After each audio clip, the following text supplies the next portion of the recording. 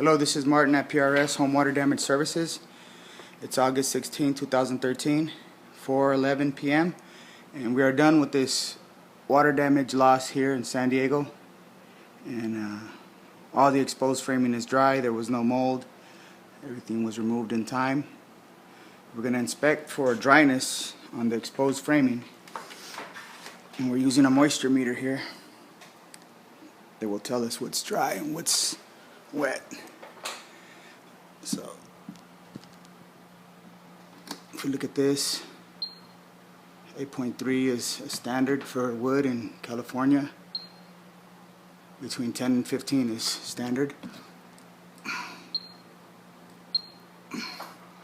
So all the wood here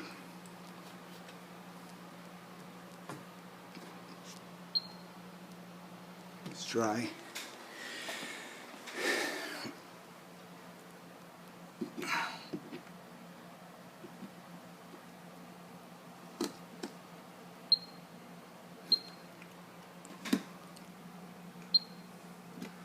So everything's dry.